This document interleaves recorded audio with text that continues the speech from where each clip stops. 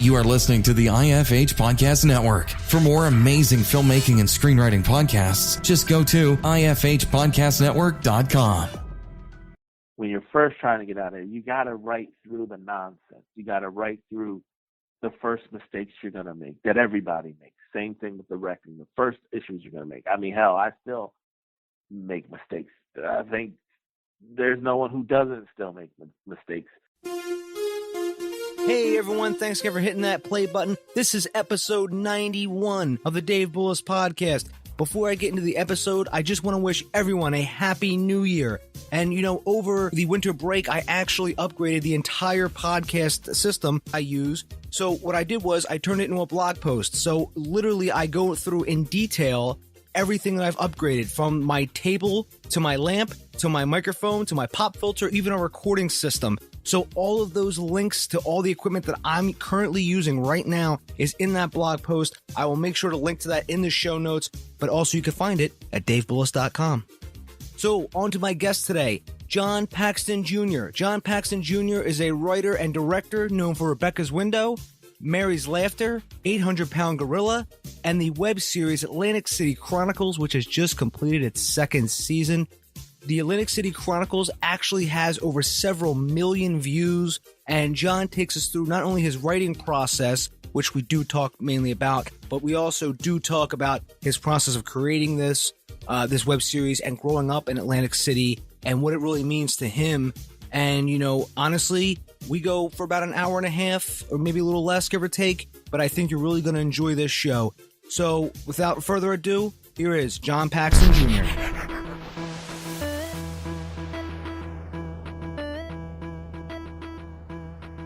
You're listening to the Dave Bullis podcast. Kind of cathartic. I think it kind of removed myself from some aspects of social media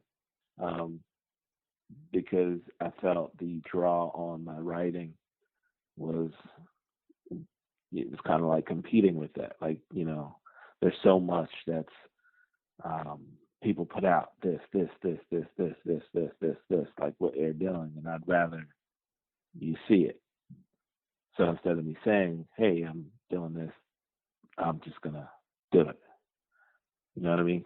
So Very true. You know, I had on the writer of The Martian, Andy Weir, and that's what he actually mentioned as well, because he said, you know, if you tell people you're actually writing a novel or a screenplay, he said that takes up so much energy that you have no energy now to actually write the screenplay or the novel, because you're always telling people about it. You're telling people on social media, you know, you're telling people in person. And that's one of the things he was telling people was he said, if you're working on something, don't mention it until it's done and ready to go out, or you know it's done and you know it's going to be coming out in a couple months, and that way you can spend all that energy talking about it and promoting it and stuff like that. Yeah, Dave, that is exactly. It's funny that you say that, because that is exactly it. There's so much, you know, now that is, you know, and I'm a little bit different, I think, than some other folks in terms of everything is show me. Like I shouldn't say everything. I don't like to make gross generalizations, but there's so much flooding of product, whether it's good, bad, or indifferent. It's just like this massive vomit of stuff. So how can anyone see anything of quality in all of that stuff, right? So people are just always flooding stuff. And so I felt that a lot of that noise I didn't want to mix in anymore. You know what I mean? You really do. The gentleman that you mentioned, it really does. It takes so much. It does take a lot of energy, because I mean, we're all insane to be swimming upstream sometimes with this kind of crazy business. It takes its toll. It takes a part of you. It takes, you know, a great chore. One of my best friends, he says, it's like pulling a boat up a mountain, you know, when you're writing. So with all that, then trying to separate yourself through the noise, it's an awesome task. So step away from the noise and you get and achieve that silence and that stillness, and it's in that you can exist and then really pen something that you feel proud of, and then can put the motion behind that and get a good product out there, and then hope that when you dive back into the noise, because your product has been kind of crafted in that meticulous way that each and every writer or each and every director you hope takes in their craft, it'll rise above the noise. So that's kind of been my thing. So I'm glad I'm not too crazy, because somebody else seems to be doing the same thing. So it's pretty cool. Yeah, that's something I've noticed more of is writers tend to just take a break, at least from social media. Like, for instance, I have a program I use called Antisocial, and if I'm going to use my laptop or my desktop to actually write anything, what I do is I fire up this program. It's called Antisocial, and what I can do is it allows me to set which websites I want to block. So if I want to block Twitter, Facebook, Instagram, and it can set how long you want that to be blocked for. So that way, I can block it for an hour, 2, 4 hours, however many hours, and then if I ever try to access those during that time period, it just gets I just get this error message. And the only way to actually stop it is either you have to go all the way to the set time, or you have to reset your computer to get it to go off. So you'd have to go through a whole heck of a lot of trouble just to access like a Twitter or a Facebook or something like that. Right. Wow, that's pretty cool. What's that called? It's called Antisocial. Antisocial. Yeah, I'm gonna have to remember that. That's definitely, and that's the thing, because people do, whether it be inadvertent or not, the writing process. No one knows when you're actually, trying to craft, and people just want to catch up, and then I call it pulling the parachute. When you're stuck, what do? You'll jump on those distractions. You'll dive, it will just take you out of that space that you have to fight to stay in, and really just synthesize where you want to go with what you're working on at that time. So yeah, man, I'm gonna have to check that out. Definitely gonna check that out. It's a great program, and I'll link to that, everyone, in the show notes as well, because I always include these show notes because whenever I do these episodes, the guest and I always talk about so much stuff that I always have to have like a pen and a paper right next to me as well, just to copy it down to remember to put in the show notes, because there's always movies or books or software. I know it can get a lot of info being thrown at people listening to this. John, I wanted to ask, since we're talking about this, your writing process, so how exactly do you write? I mean, do you use a pen and paper, or do you maybe just use like an iPad or something like that? Or so, could you take us through your writing process? Sure. I'm a bit of a throwback. I keep a notebook with me at all times. Wherever I go, I'm a big people watcher. And so, obviously, back when I was going through college and stuff like that, we didn't have all of the technology that we have now. And so it was a notebook. At first, it was a little flip book. And, now actually I've gotten back to an actual, like, large size notebook. And I will just, ideas come, dialogue pops in my head, scenes, they just, you lose them if you don't. I also used to walk around with a little mini tape recorder and speak into that.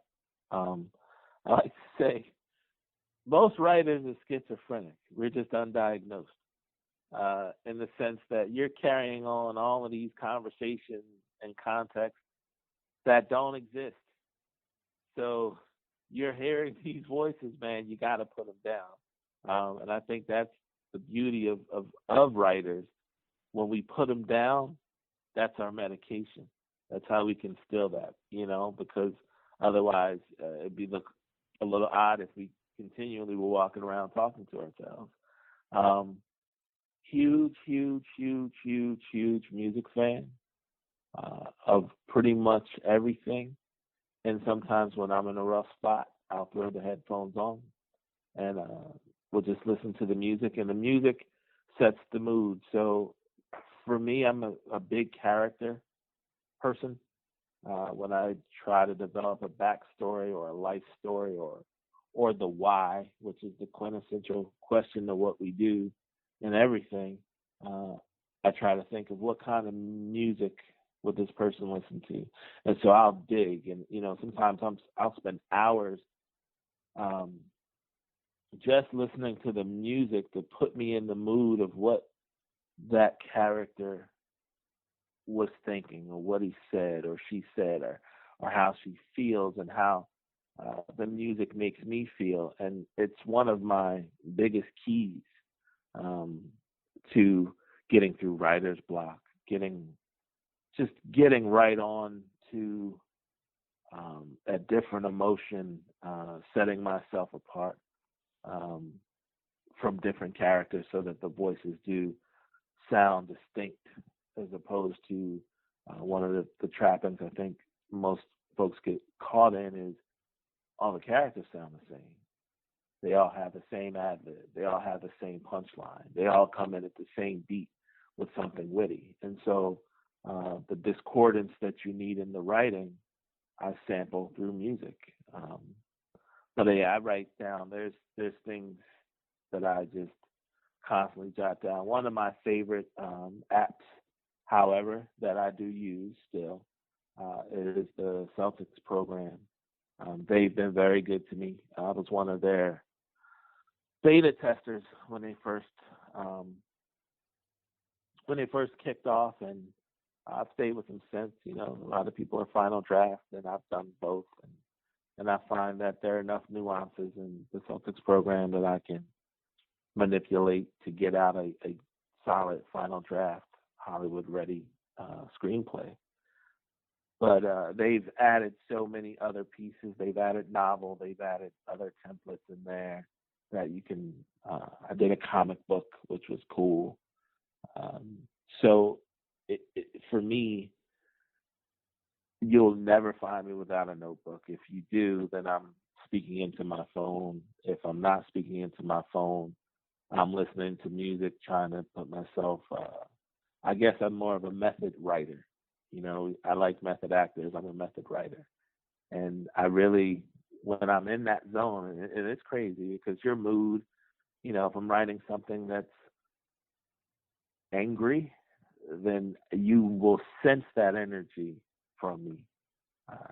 I'm kind of in a space now where I've been working on something that, I'm trying to get into the mindset of an older male character that hasn't seen the fruition of his life the way he thought it would be, and has a family and is trying to wade through, how do I stay committed to this family but finally find this happiness that's been elusive to me. So me, if you were to see me today, you might say, hey man, John's kind of down. And that's really not it. I've just spent 3 days in the mindset of this character arc that I'm working through. So anything that I could suggest to anyone starting out, note cards, you just write everything. Watch people, which is huge. Malls, diners, obviously being, college campuses. If you want to see what youth is, you have to go there. If you want to see what a huge party looks like, you got to immerse yourself in that. You got to get there and see it and smell it, and it has to be visceral, or you're going to fall short. You can watch somebody's representation of that, or you can experience it, which gives your pen a whole lot more strength. So that's really, really it in a nutshell, Dave. I've evolved. Like I used to go when I very, very, very first started with everything. I stood, photographer. And I say that through men's teeth because we all started out as photographers, I believe. But I'd hop the train in New York and I'd just go in the city and shoot, man. And so I could see the things and develop I was developing my pictures and they sucked. But I had the raw emotion. So then I'd write what I saw and I started putting generalizations and then got specific and then got down to, why I have the shoelaces that I have and the boat shoes, and why I'm wearing boat shoes is because I couldn't afford them when I was a kid. You have to put those small, distinctive layers in, because then when you are actually going to direct an actor who's going to bring your word or your screenplay to life, that's what you want. They want to know all of that. And I think over the years, that's what's allowed me. I've been blessed with talented people who, when we have that dialogue and I can talk to them about where I want them to go and why I want them to go there, they always feel full. And then, of course, you let them go and work on what their ability is and what they bring to it. Yeah, I took a course one time, and the instructor actually did mention, he said when everyone gets a screenplay, the director wants to pull out this, the producers want to pull out, how much money, each scene is going to be, how much money, who could we get to play this role? Set designers want to pull out, what could we do to add to the set design? What could we do to add to the color palette of this film? And of course the actors, they want a role to play that is that is just unbelievable. There was a story he told that Jeffrey Rush, after he read a screenplay, he got to page 5 and he closed it and he told his agent, he said, "I have to be in this movie." He goes, no matter what, I want to be in this movie. And the screenplay, I think it may have been Shakespeare in Love. Now, I don't know. I've never actually seen Shakespeare in Love, so I'm not sure how good the movie ended up being. But just by the 5th page, Jeffrey Rush wanted to be in that film. So, when you say method writing, I totally understand that, because that's what, these actors, that's what they pull from, is they want to see what nuances they can bring to the character. And another instance of that is Denzel Washington, because, somebody else pointed out, he tends to do a lot of similar roles, but he does that on purpose, because he does things like, a lot of the characters he tends to play are guys close to retirement. And then, but they always have a hidden past to them. And so a couple of his past films have had that same sort of nuance to it. So again, that's a great point to bring up, because, anybody who's, writing that type of, anyone who's writing, a screenplay that could have Denzel Washington in it, or, whomever, those little nuances are what's really going to really attract that actor in the first place. Anymore, it seems like that's pretty much the one of the only ways to get movies made is, who's in it and, what's my role. So that's pretty much, I'm starting to ramble here, John, but, no. I think I had a point in there somewhere. No, it is. It's funny because, when you segue to, you want to, who's in it and what's my role? So if I could work from there, who's in it and what's my role? That's the struggle of a lot of indies. And then even when you get to the next level, and if you get to the next level, and I always say when and not if, because I think if you set your mind to doing something, you can accomplish it. If you don't move the needle from the people you were working with when you first started. I mean, when we all first got out there and we had friends and cousins and, hey, you want to be in a movie? And, I look back at some of my early stuff and I'm like, wow, how do we call this filmmaking? But you move the needle, right? So you look at who you developed, and what did you develop? And it's the technical skill and the acumen. With writing, this is going to sound crazy. I do less writing until it's time to write. And what I mean by that is there are things that I will turn down, and people will approach me and ask me to do, and I'm like, no.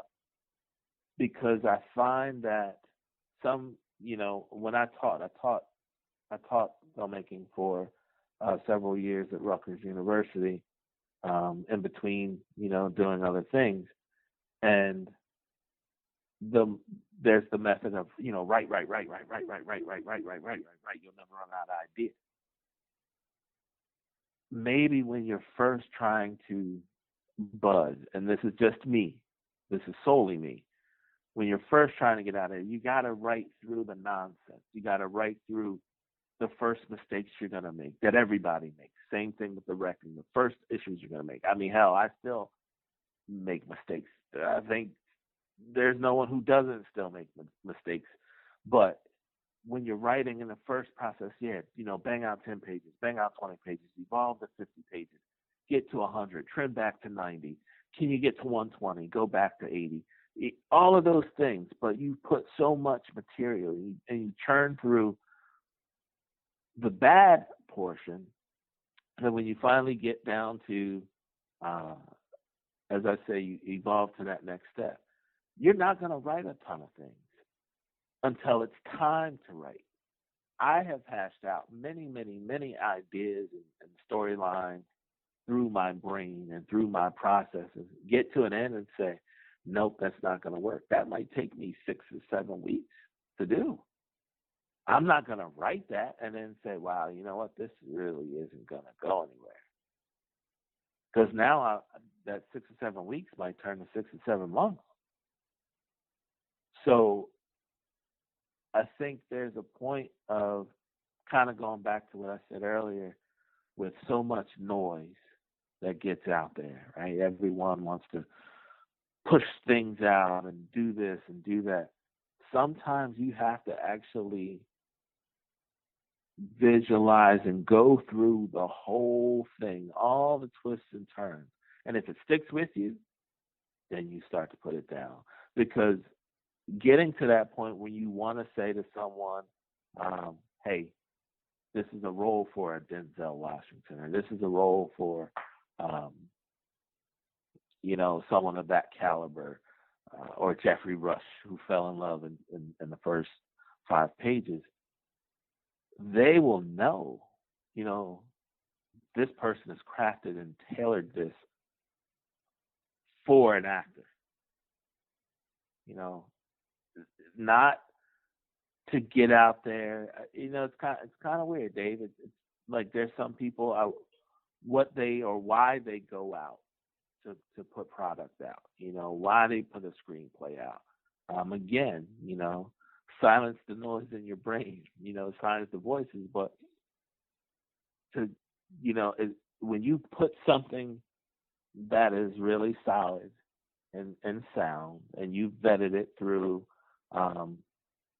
different folks. Like I have the same process. I have a group of readers who I've, had kind of tutor me for a long time. And one of them, I'm not a big name dropper, but one of them is Earl Letts. As I say, I don't name drop, and not a lot of people will know who he is. But he's been my most constant guide because of who he's been and where he's been in the world, and what he had, the pulse of, and what he could green light. But with Earl, too, it's the, hey, send me something that's solid, and I can put X character to this, and I can put X actor to that X character, and because all screenplays don't get read, that. But when you get into the process of when you've taken that step to that next level that everyone wants to do, sometimes you got to hold it. Sometimes you got to sit still, because you do want to find the right actor that is going to catch some fire for the project to take it to the next level. Ultimately, everything we want to get seen. There's never been a better opportunity than today in terms of marketing or getting a project out to have it be seen.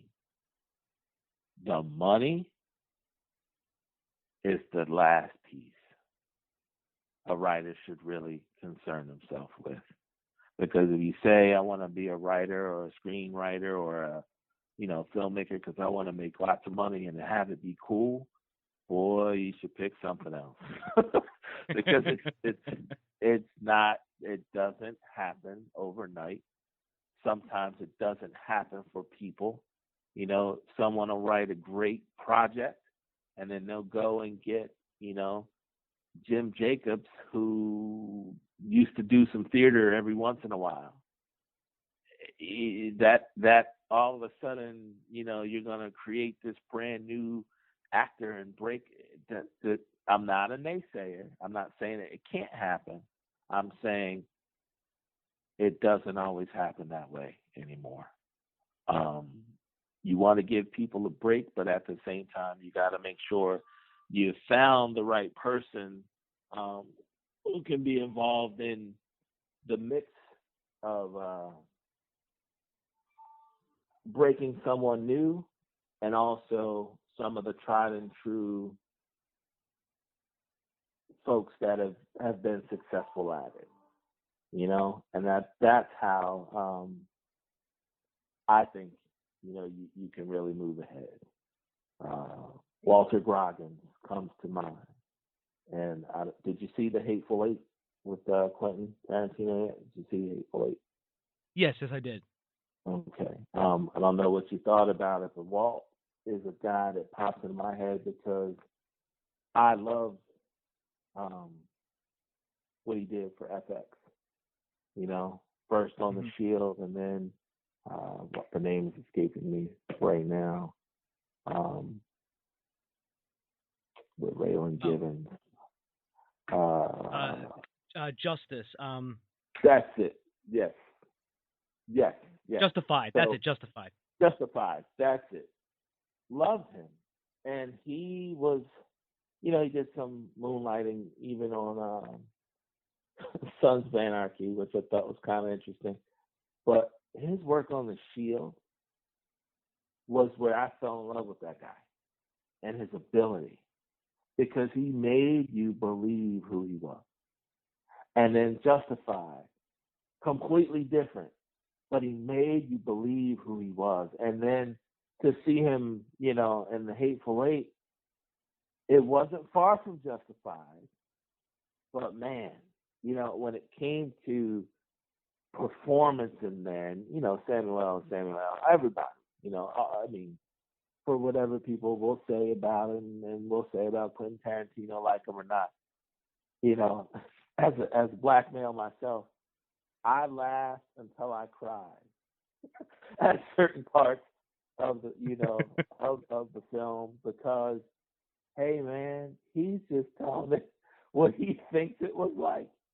But Walt really was just profound to me.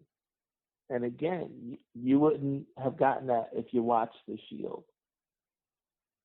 And that's where that's kind of, it's a little long-winded way of me saying, here's a proven actor, small screen, had some supporting roles, and then boom, he's up there with stars. And there's no doubt in my mind he's going to continue that arc. But now, they were talking, 2007, almost 2005, 2006, 2007, look how many years. And then what was he doing before that? So he's a guy who, back then, I'm like, man, I can't wait to work with this guy. He's a guy I can slip in. He's a guy that I can grab, and there you see, in terms of the independent guru that he is, somebody else was watching him too, right? So it really does come down to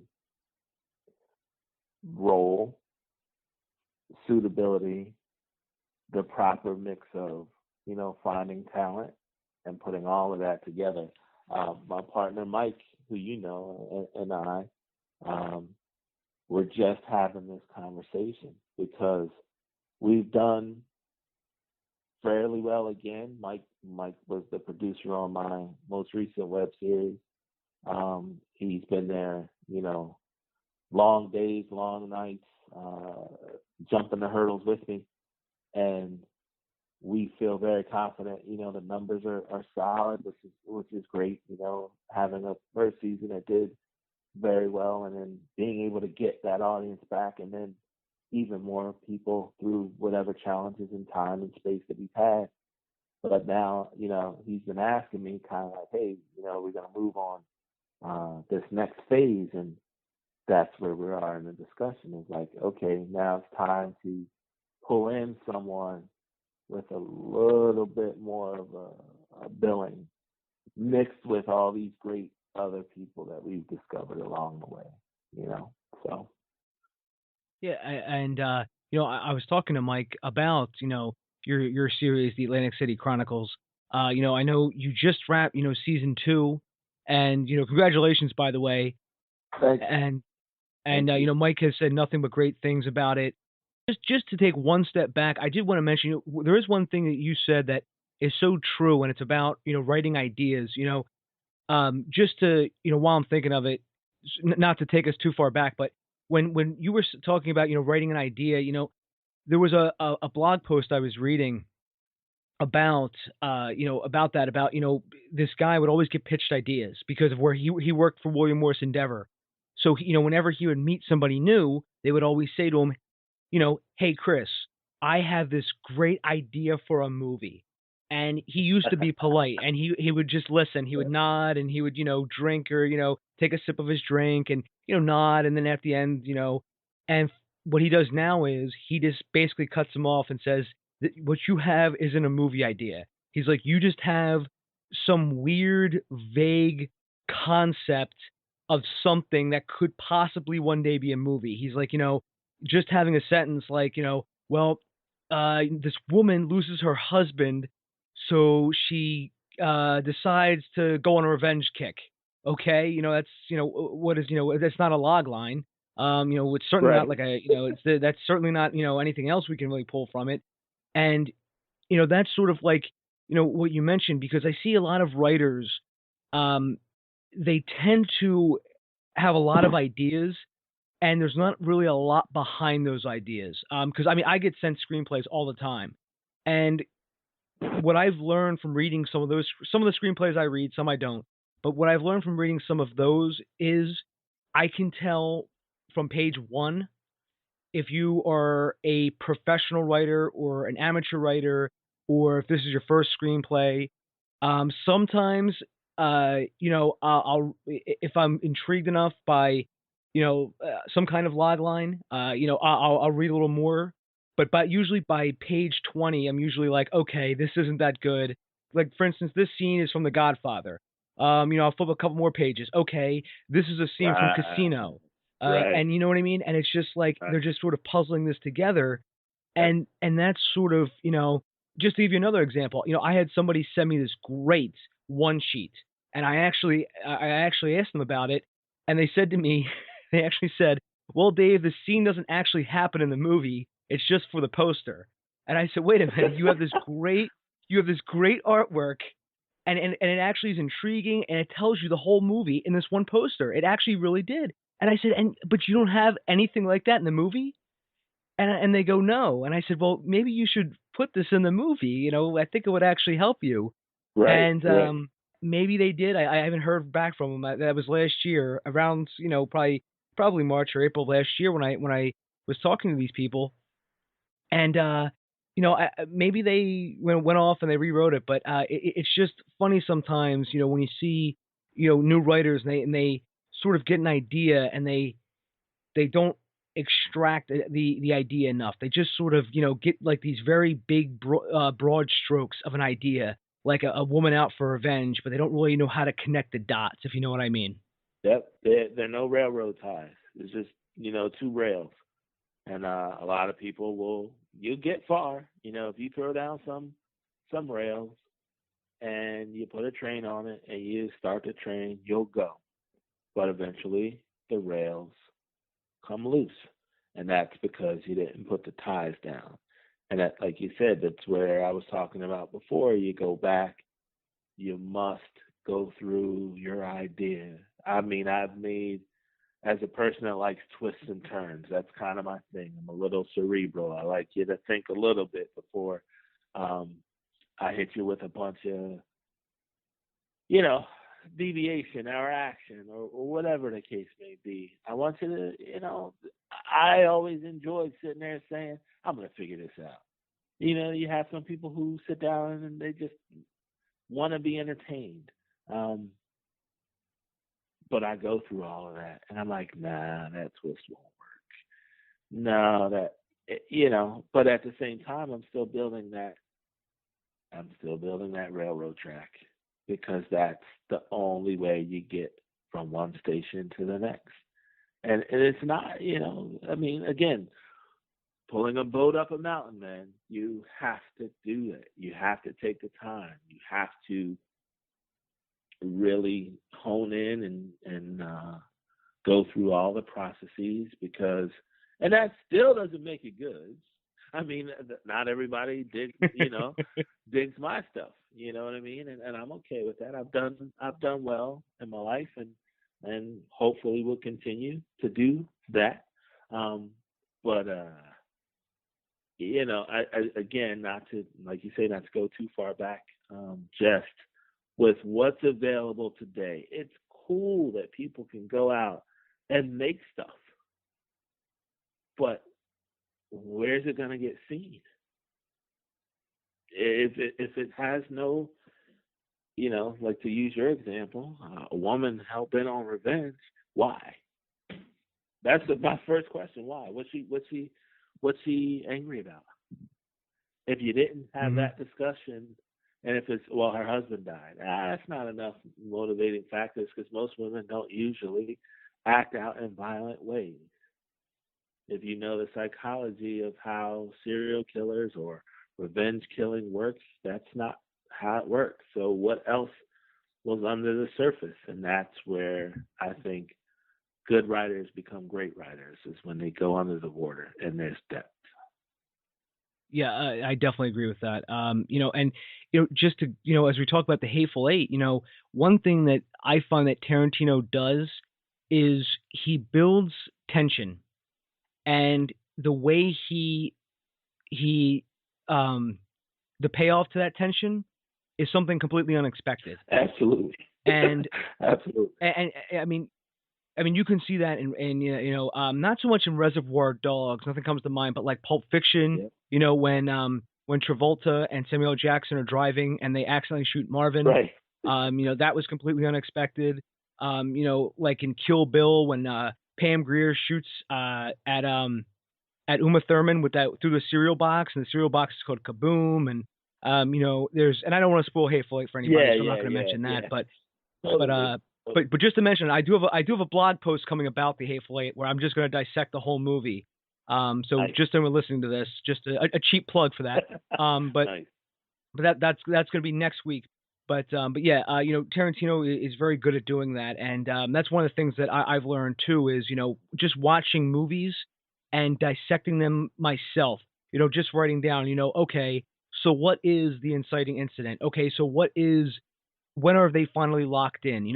Okay, so when is what is the goal for this character? What is the theme here? What is this scene about? Just doing that, and you'll learn a lot about writing just by doing that. Yep. And doing that for both movies that you can watch right now, like pulling one off the shelf, or even finding something like, for instance, the 2016 Blacklist just got released.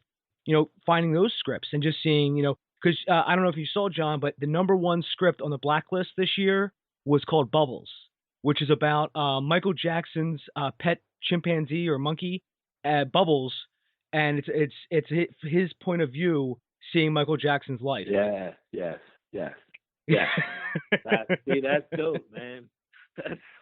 That's dope right there. Because think about that, and that has to you're talking circa 84 to 89 when Bumbles was around. You know what I mean? And that was Mike Jack Apex. There's this fun. It's funny that you mentioned Michael Jackson. There's my friends and I. Everyone, I'm sure, has been involved in a group text, right, where you can't get out of it. I'm in a group text from hell. Love them. They're all my brothers. But some of them are Android, and so most of us are iPhone. You can't get rid of it because even if you delete it, if one more person texts, it all comes back.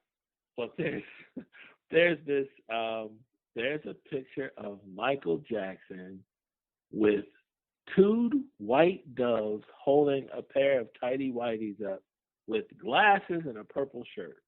And I tell you, it's like that's our go-to picture for when someone's kind of crazy, but like in command of their crazy. It's the funniest thing.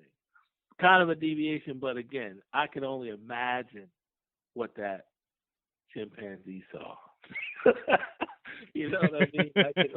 I can only imagine what he saw and experienced because, as they say, Michael used to like his drinks, man.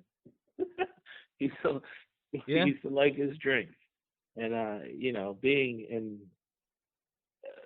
sadly, not to joke about an icon, but to be him, but exist in all of that isolation. Yes. Crazy, man. Crazy. There's always two icons that always seem to be, we're still fascinated by. One we're talking about Michael Jackson, and the other one is Elvis. Absolutely. And it's just, their lives, they grew up in completely different places, but towards the end, I mean, it was almost similar because they both had, millions of dollars, surrounded by tons and tons of people. But they were all by themselves, Yep. and they self-medicated. Yep. They were both musical geniuses, and they both died in very odd circumstances. Yep. Icarus, man, too close to the sun. Yeah, that's absolutely true. Too close. Well, not to get too much onto Elvis and Michael Jackson. Right. Yeah, But I don't want to take away from you, John. I know we were talking about Atlantic City Chronicles before I got us completely sidetracked again. But you just completed season 2. So I wanted to ask, where did you come up with the idea for Atlantic City Chronicles, and when did you decide to actually make it a series? Well, originally it started out as a feature, and stop me if I get a little bit long-winded here because I can do that. Sorry to the listeners, but I grew up in Atlantic City. I'm a child of what I call the casino era. So I grew up when the boom was in play. The heyday, the Donald Trump, the fights with Mike Tyson. The never will forget. Seeing at the time the Philadelphia mob boss was Nicky Scarfo, and I'll never forget walking through this place called Ducktown and seeing these mobsters, cowboy boots, man, some cat had on snakeskin shoes and these big hats, and they literally lit up Ducktown. They were shooting at each other. And, as a kid, you just saw it, you saw the mob. A lot of people, I think, have a misrepresentation, and I don't glorify the mafia at all. But there's a time people would say, oh, well, blacks and Italians didn't get along. Not in Atlantic City. That was actually the opposite.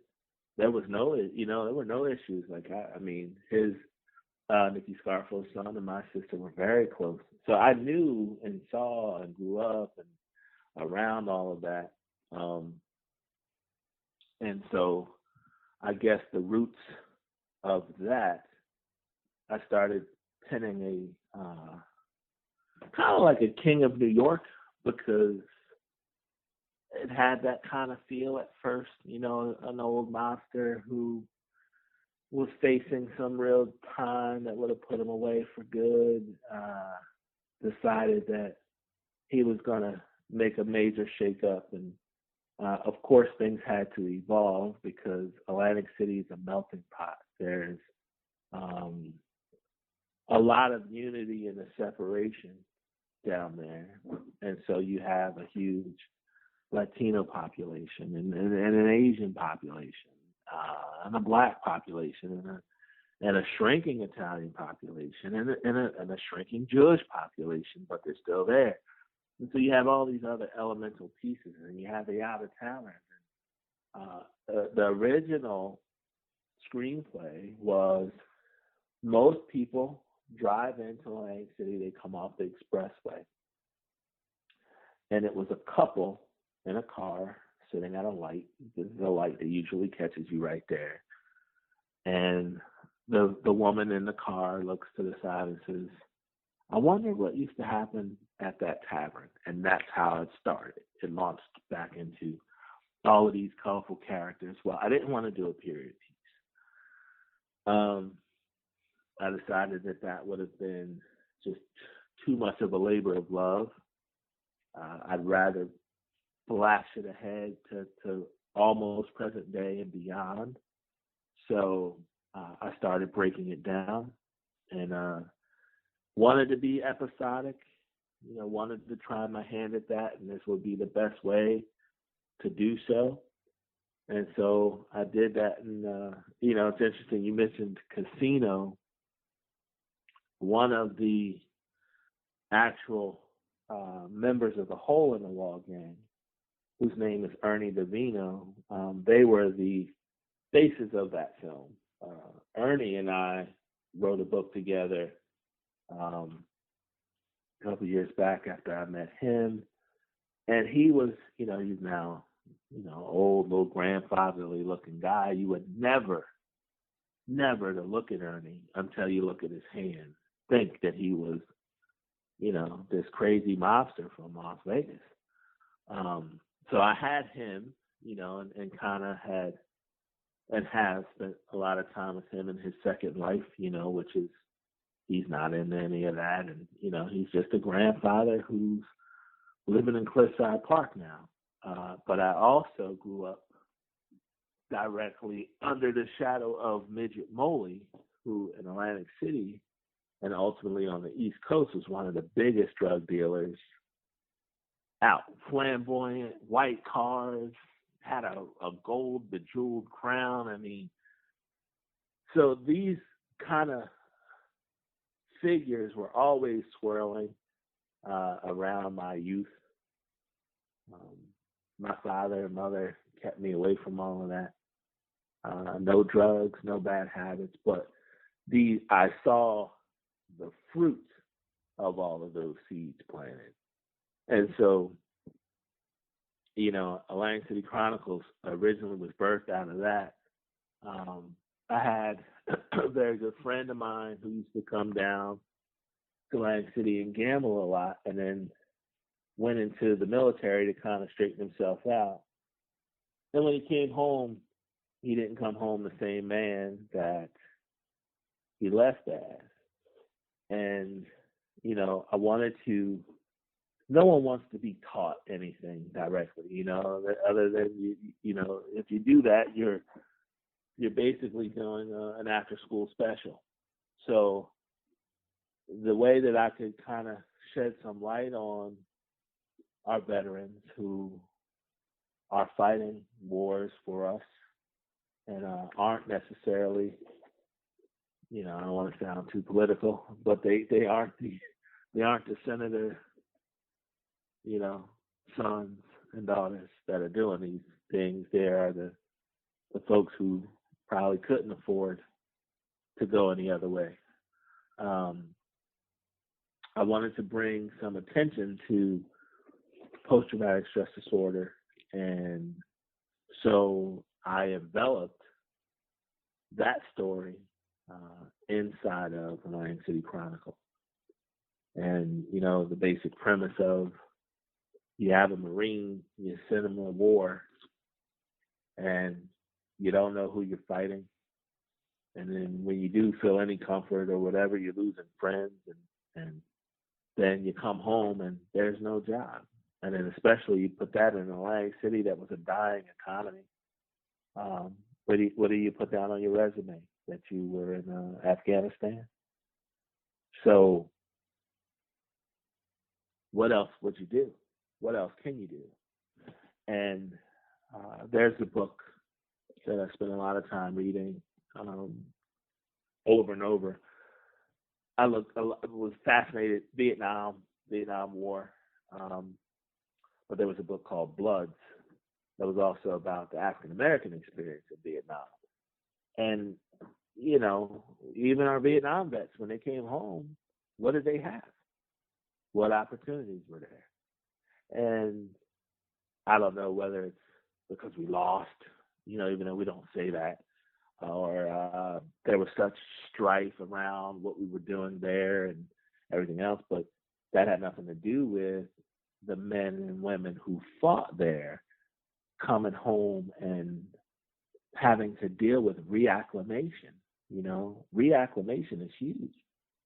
And so I wanted to really, you know, tackle that. And of course, I put some of the other parts to it, you know, the salacious parts. I mean, there's a huge issue with homelessness. You know, people will drive their mentally ill people into Atlantic City and drop them off because they know that there's a structure there to take care of them. But some of them don't go inside. So then now you got that element. You know, you compress all of that into a depressed city with people who live there, and I just felt it would give people something to bite into,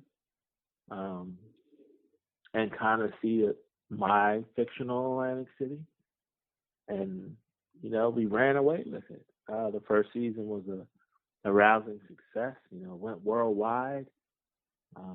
Very happy, a lot of hard work. And, you know, it's kind of a little bit more, I don't like to use the term urban, but it had that feel. But I have written 4 seasons of the show. So I took that original script and broke it into what equated to season 1.5, and then wrote the other parts to that, and just continued building. You know, was lucky that we could get season 2 going, and met Mike on season 1 in a different capacity, and you know, he and I just hit it off, and you know, it was kind of some learning on the job for him because he hadn't done the level of stuff that I was asking him to do, but I knew he could do it, and it was kind of like a perfect marriage because, you know, again, the right energy, the right people, you know, the right type of determination, you can do anything. But we got season 2 done, and everyone wanted more and longer. You know, they're not typical webisode, like 4 or 5 minutes. These were virtually all short films, you know. So I laugh with them. I'm like, do you realize some people spend 1 year shooting a short film of, you know, 18 minutes, and we did 14 in 2 years. So with, you know, some episodes being 30 minutes long. But we're really proud of it. And, you know, there's some, unfortunately, on the indie scale, you have to take some shortcuts and make some changes.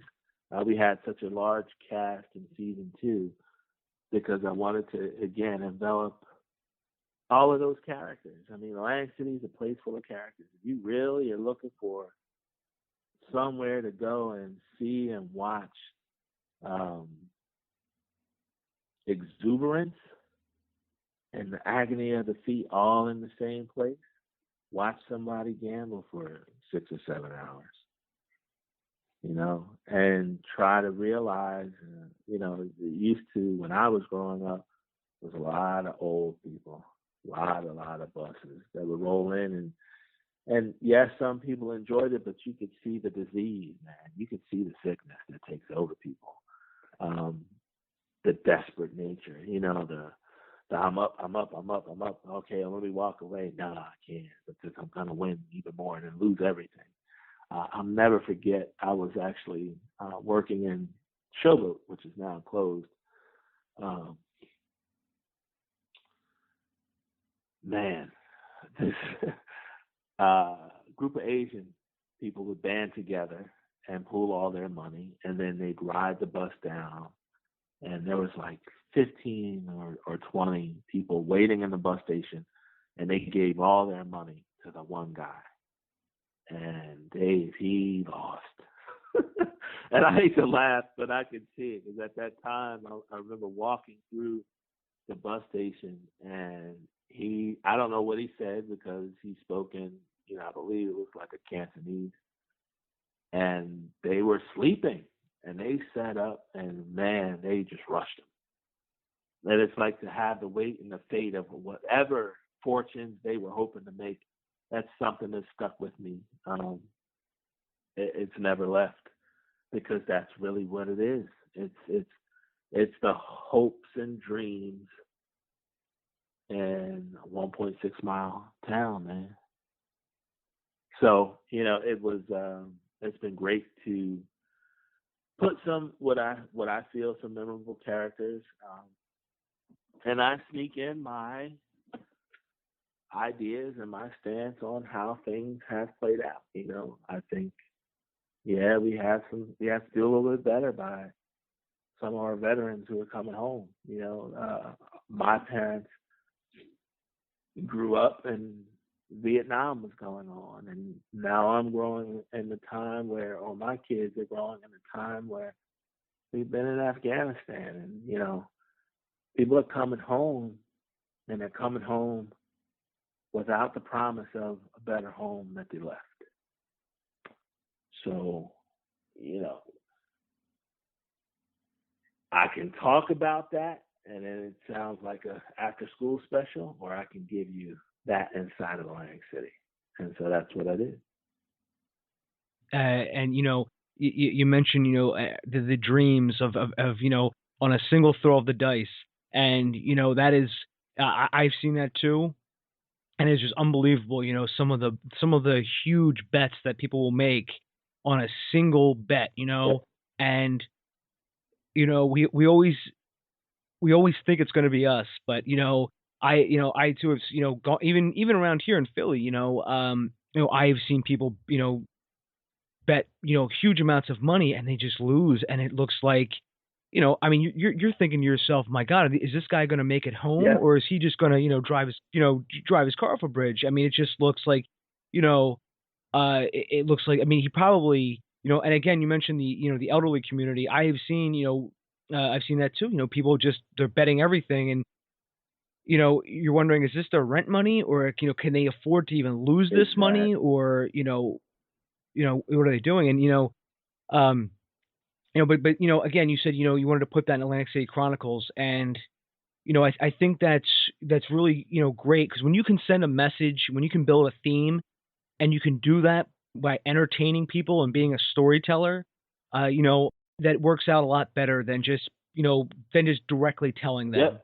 And that's where I think that's where good writers can thrive, because if they can put that in the subtext, and they can drive this with the whole story and everything, it really has a lot more impact that way. One of the things that's been the best is I've had a good handful of vets who've watched the show.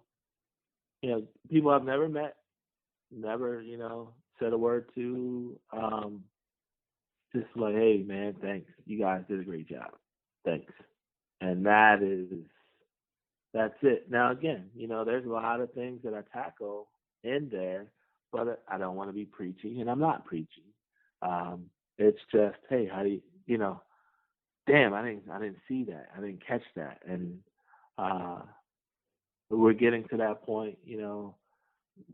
We're trying to decide if the feature is the next move before 3, and my self-imposed social media blackout right now. That's kind of where I'm at. I've been working on something now that has just not gone away. So it's been actually 2 years. A year thinking through it, and now going on a year almost of writing it. So I'm really feeling like it's the audience of my type of storytelling is there. The proper attention has now been garnered, and it's time to get back to, not telling everything episodically, even though, again, I love Atlantic City Chronicles. It's my home. I have a love-hate with my home because of some of the aforementioned reasons with, there's some shortcomings, and a lot of people lost a lot down there. I was just fortunate, blessed to have good parents and, a good support system and great teachers who shepherded me out, and Rutgers University enveloped me, and I never left. But not everybody was so lucky. And I guess I kind of, in my own way, equate that to, somebody going into the military and, hey, I'm going to be able to go to college, and, that's going to be paid for. And yes, that does. And again, the military is the way to go for some people, but just do right by them when they come home, and that's very important to me, because I've seen directly, some people, it's just not been right. They're not right. They're not healthy. It's too long of a time period for them to be able to be put in a better situation and get the help that they need. So we've got to do a bit better job, and I'm no politician, so I'm speaking definitely from armchair quarterback, but I know that if somebody who served the country and been in combat and done and given up their time shouldn't come home and be hungry or stuck or hopeless or not getting the proper attention to help them live the rest of their life for whatever life or part of them that they left somewhere else. Yeah, I concur, John. There's a lot of veterans groups out there, and also film projects out there that are dealing with PTSD. I actually know of at least two off the top of my head that have. One was a documentary, and I think the other one may have been a feature, but both were dealing with PTSD, and I know both gained a lot of traction, and they both connected with a lot of veterans groups to discuss the issue. And I think now more of it is coming into into the mainstream, and now I think a lot of these politicians have to take this into effect or take this into account about there is a problem that needs to be solved, and it's but yeah, I should probably reach out to those filmmakers and and get them on the show. I haven't talked to them in a while, but when I mean, this is probably about a year and a half ago, but when I did speak to them, they were constantly making new contacts about that, because that they found out that it was a lot more to it than even they thought when they first started. And there was a lot more people affected than even they thought. Absolutely. So it's a very important issue. Yeah, absolutely. And and again, you were able to put that into the Atlantic City Chronicles, and telling that story. Again, it makes it even more powerful. It makes even more powerful message and more powerful impact. Yeah, well, we were out there doing it early, so I'm glad. Sometimes the first doesn't get, but if somebody saw it and that spurred them on to go and do more or investigate more or put a couple dollars in a can somewhere, then that's it. But we try to entertain them as well. So yeah, and that's sort of the first rule of entertainment, right, John? You have to be entertaining. That's the first rule. That's it. Otherwise, it's like, what am I doing? Why did I do this? Why did I pick this? A whole lot of other Yeah, exactly. They were like, too. A whole lot of yeah, and people have a lot of options nowadays too. absolute. So they've got Redbox, Netflix, Hulu, Vudu, Yep. everything. Yep. And speaking of which, just as a quick side note here, do you know Walmart, who owns Vudu? They're going to start getting into their own original content business to emulate what Amazon, Netflix, Hulu, all of them are doing now. Yeah, it's interesting. I had, the man of a million ideas, but one of the biggest things back when Netflix was on the horizon,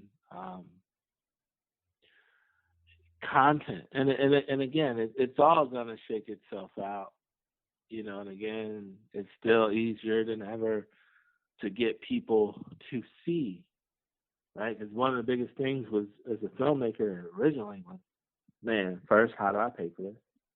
Then how do I get people to see it? So technology has allowed people to make more and to get people to see more. But my footnote to that is, this is not a game for the weak, and this is not a game about money. The money comes with the quality.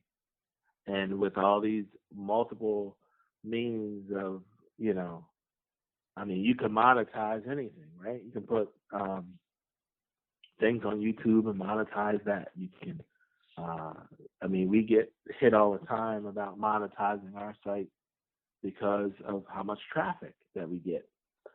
And my thing was, I just want people to see it right now. I'm not living hand to mouth, and it's not about fame and it's not about money. It's about being a storyteller. And now the other stuff will come. The other stuff will come because you want to make sure that you can show, hey, I can bring an audience. I can put, I can grasp an audience and hold them, which between 1 and 2, I think was about a year and some change. And we still are doing very well. But I also respect the technology, like our website. It's very mobile friendly. It's designed to play on iPods and handhelds, and you can still blow it up and throw it on a projection screen or a TV. And I think that's where, being one of the first folks out there at that kind of game, it's going to be amazing. How it all eventually shakes out. There's a lot of saturation, and I think the people, again, who can learn to rise above the noise and navigate through the noise will land, good projects where they can monetize them and, pay their bills and live life. And some of us will get lucky enough to be able to, put people in to work and put people in places where they can then take the fruits of what they want to work on and get out there. So that's what we're doing. Also for 2016 is looking for, hey, you ran the festival circuit, and then what? What did you do after that? You didn't know what to do because you didn't think. But here's a place where, Vimeo has you. You can't. There's so many different places, but we want to be a little bit of a hub. That's the name of my company, Freebird. We have different people who work with us, but we all have the same nest, and that's the goal, is to, when you come on to Freebird Media and you check us out, you'll see stuff from me, stuff from Mike, stuff from people we don't know, stuff from John, stuff from, you want to watch something, you want to see something, you want to see something that's got some quality, you want to see some real, true indie work, hey, come on and check us out. And that's what we want to grow into. And, without being suffocated by the noise. Because a lot of people say, oh man, why don't you just go with YouTube, and why don't you just go with this and that? It's like, do you know how much YouTube stuff is uploaded every single moment. How do you divide out the noise? You know, I have to actually have people come to my website. They're coming to my website for our product.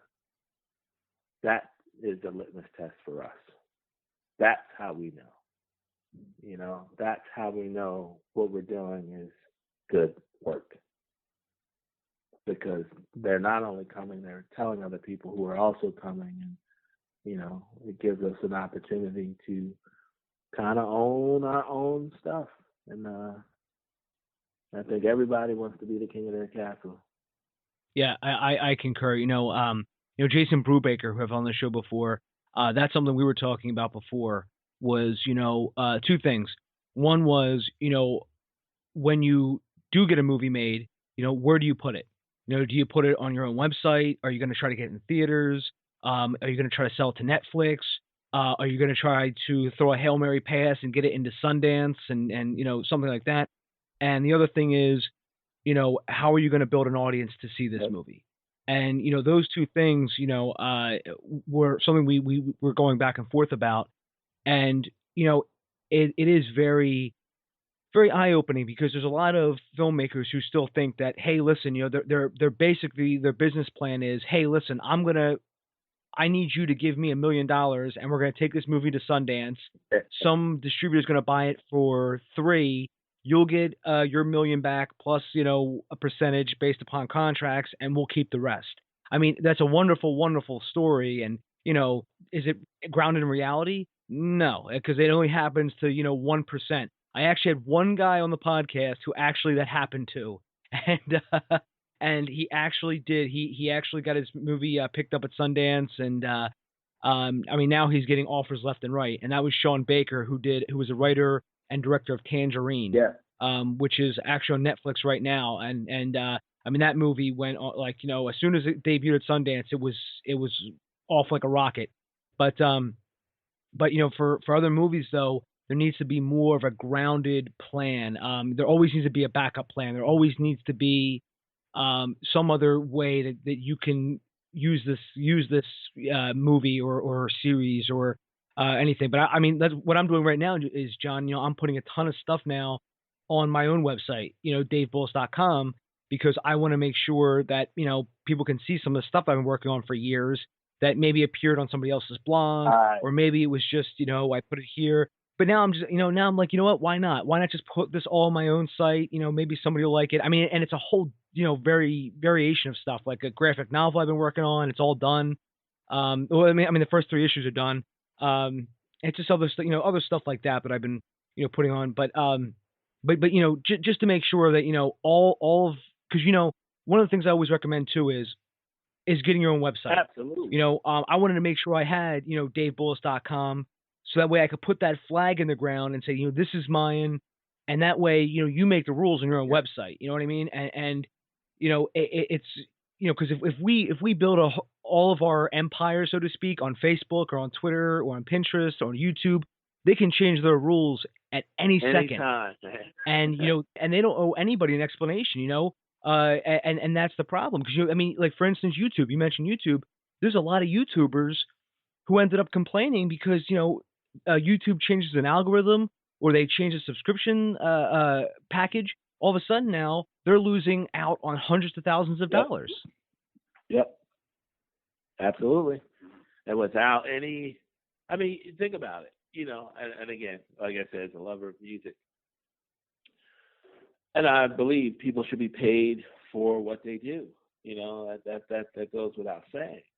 But think of how many times, like with the new content license, right? You work on a piece and you want to give an homage to this old 70s song, Sweet Surrender, and you watched the Quentin Tarantino movie and you really freaking worked your butt off to hit this piece.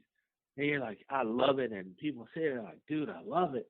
And you're giving all the props in the world to Tim Buckley and Sweet Surrender, and you put it up and then boom, your shit is not working because it has, you know what I mean? It's like, hey, that's different because over there you're monetizing. Your own website, you don't have to. Not right away. You know, one of the coolest people I ever met, Moby. And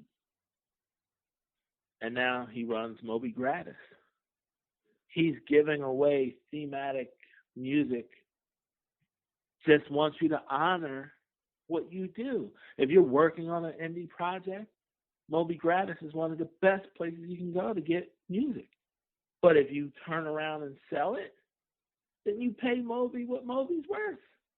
Or you pay him a %, you know what I mean? What better way? I mean, like I said, one of the coolest dudes, eccentric, you know, but just that's so cool.